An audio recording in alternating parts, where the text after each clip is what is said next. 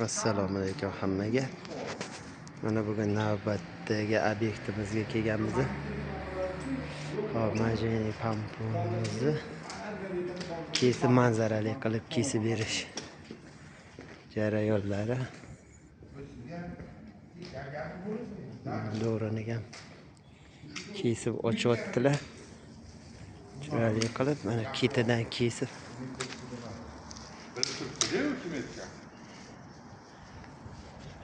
chiroyli kesib qo'ydik mana. Mana kesilish, formaga tayyorlash jarayoni mana.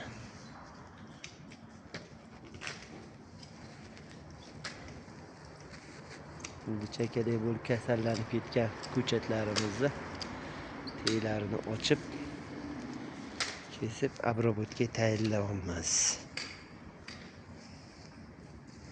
Kesiladigan kiparis archamiz. Kimga shunaqa xizmatda kerak bo'lsa, aloqaga chiqaverasizlar.